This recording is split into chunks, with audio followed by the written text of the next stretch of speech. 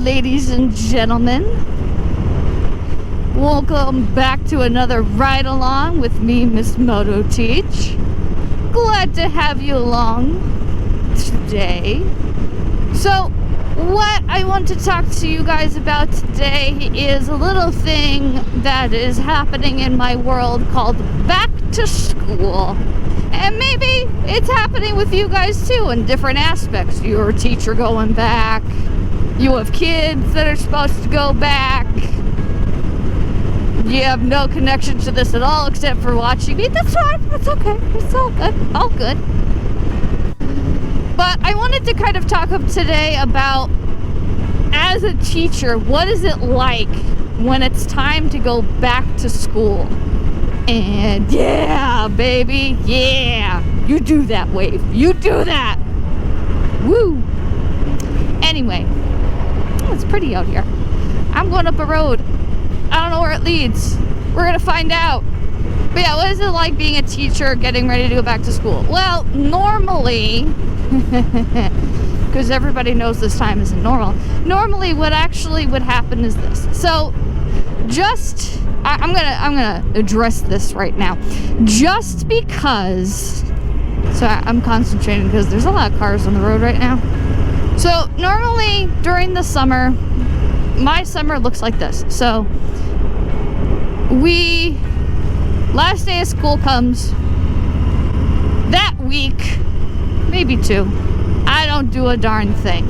If there's anything I have to get done in my classroom, I get it done in my classroom. But most of the time, the last day of school is we run out faster than the kids, let me tell you. Then what kind of happens is that during the month of June, because we get out in May here in Arizona, and when I was in Utah, it was the same thing. Maybe I look into a little bit of things. Maybe I look into some professional development, which I talked about in my standards video, which I'll leave the link up here somewhere. You know, but maybe I don't necessarily do much. Generally, this is kind of how it goes. If they're a relatively good teacher, is my opinion. July 4th is that's the last real, party weekend where I really don't have to worry about anything. Usually after July 4th, I start getting back into school mode. So what that means for me is that I, again, look into professional development. I usually, by around that point, we start getting emails from our administrators in the district. It's okay. It's okay. I forgive him. I forgive him. That's typically what happens. And then usually, depending on the district, either a week or two before the kids come back is when we actually start officially going back to work and whatnot, which we're coming upon. Next week is my official back to work week. And I will tell you this. When I saw the first back to school commercial, I was with my parents because I visited them recently in New Jersey. And I saw it and I screamed. Not in the good way. I was like, no, I'm not ready. I looked to my mother and I said, Mom, do I have to go back to school? And she looked at me, she goes, you're the teacher, you have to. I was like, no, I don't. She goes, yes, you do. I'm like, can you write me a note? Parents are allowed to opt their kids out of school. Why can't you opt me out of school? And she's like, you have to go. I was like, fine. You get all sorts of types of teachers. You get the ones who are like me, who dread going back to work, although we want to go back to work.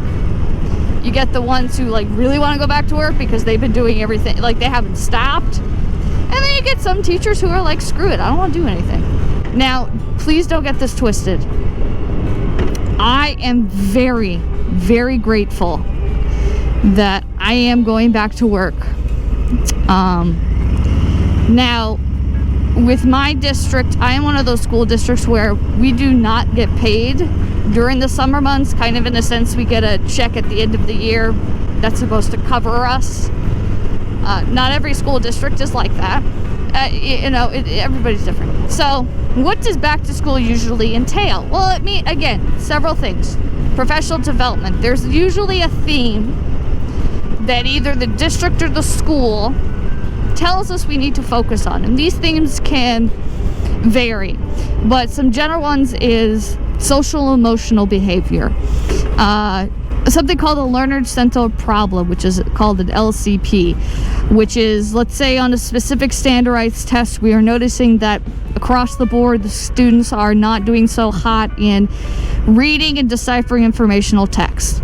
So as a school, we decide to tackle that issue amongst others and stuff like that. And we determine all this stuff. We come up with schedules. We come up with curriculum plans. We come up with common formative assessments, meaning that one teacher makes up a test for everybody. There's a whole bunch of stuff. So if you have any questions for me, don't hesitate to leave a link down below. This actually brings me to my second topic I wanted to talk about. And that topic is doing a live stream. Now, I know for some of you guys, you might be live stream out, or I'm jumping on the bandwagon or something like that. But if you've been kind of watching me and whatnot, I've been very fortunate to participate in several live streams, which again, I will leave the link down for these gentlemen down below. I don't know why they give me permission to talk, but they do, so kudos on them.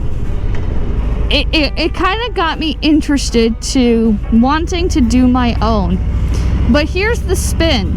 Maybe, yes, occasionally I'll do stuff about my motorcycle, but ideally what I would think about doing is making a live stream as a teacher and talking about topics that pertain to teaching, or things that you guys highlight in the comments below that you want to know more about, that you want me to research, things like that. Like, I would love to do something like that.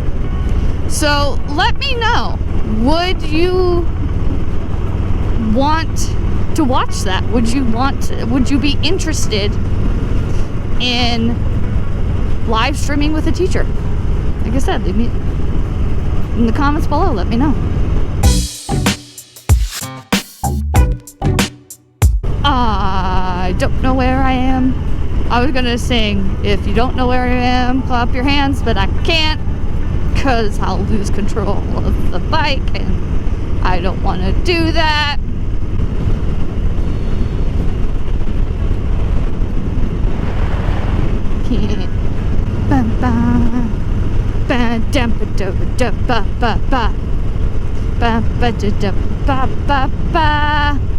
That's kind of what my back to school life is like.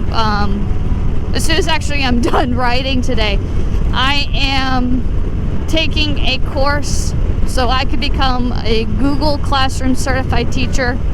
Now, my school has kind of offered some stuff, but you actually can get certified. The actual test is like $10 to get certified on Google Classroom, but I kind of paid for a program to train me on it. We're gonna see how that goes. But that's what I'm doing. I'm doing homework, and I'm still doing my master's, by the way. That's still going strong, and so far so good. It's actually the best grades I've ever gotten in my life, so I figured it out finally. That, or you know, my ADHD, which I found out when I was in college, is under control a little bit better. Maybe it has something to do with it. So on that note, ladies and gentlemen, thank you so very much for watching. Again, if you're new, I would love it if you hit that subscribe button, ring that bell. Thank you so much for finding me, for watching. And on that note, I will talk to you guys later. Bye.